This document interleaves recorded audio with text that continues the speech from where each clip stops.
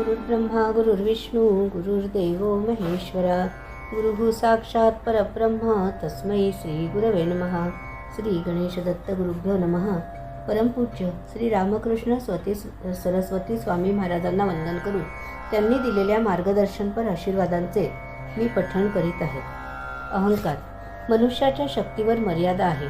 जेव्हा त्याला त्याच्या व्यवसायात घवघवीत यश मिळू लागते तेव्हा त्यांनी नक्की समजावे की ईश्वराच्या कृपेनेच यश मिळू लागले आहे। सामान्य माणूस नेमका येथेच चूक करतो। अशा वेळेला त्याला स्वतःचे कर्तृत्व आठवू लागते। मनुष्य स्वतः जास्त काही करू शकत नाही। जेव्हा तुम्ही देवाचे आभार मानून फल देवार्पण करता तेव्हा दोष तुमच्याकडे राहत नाही। याचा अर्थ धंद्यात राहून आपोआप तुमच्याकडून अध्यात्म आचरण घडते। आम्ही जसे कडक आचरण सोहळे व दिवसभर अध्यात्म आचरतो तसे तुम्ही करण्याची जरूर नाही। आम्ही अध्यात्म आचरतो ते कर्तव्य समजून आचरतो। देवाने प्रत्येक वर्णाला कर्तव्य नेमून दिलेली आहेत। त्याचा एक भाग म्हणून आम्ही अध्यात्म आचरतो।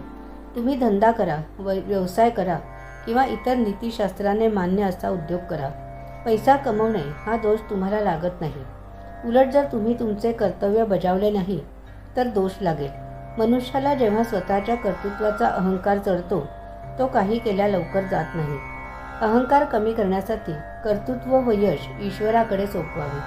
केवळ ईश्वर कृपेमुळेच हे सर्व होऊ शकते असा मनात भाव ठेवला म्हणजे मनुष्य निरहंकारी होऊ शकतो। आणि जसे जसे तुम्ही निरहंकारी होऊ लागता तसे देव तुमचे बाबतीत अधिक काळजी घेतात। अहंकाराचे एक वैशिष्ट्य म्हणजे जसे तुम्ही अहंकार काढायचा प्रयत्न केला की तो जास्त चिकटतो। यासाठीच संत किंवा सत्पुरुषांची भेट होणे, त्यांचा सहवास लाभणे हेच उत्तम साधन आहे। जोपर्यंत तुम्ही अहंकार घालवू शकत नाही तोपर्यंत प्रगती सामान्यच राहील। मनुष्य कर्तृत्व केव्हा गाजवू शकतो? केवळ ईश्वर कृपेमुळे, ईश्वरी आधारानेच। अहंकार हा मनुष्य स्वभावाचा फार मोठा दुर्गुण आहे। मनुष्याला अहंकाराचा फार अभिमान असतो। शरणागती व दृढ विश्वास, श्रद्धा, गुरुचरणी ठेवून उपासना केल्यास हा दुर्गुण हळूहळू कमी होऊ लागतो। दैनंदिन साधनेसाठीतील आजच्या या भागाचे पठण परमपूज्य श्री गुरुदेवांच्या चरणी सादर अर्पण। श्री गुरुदेव दत्त।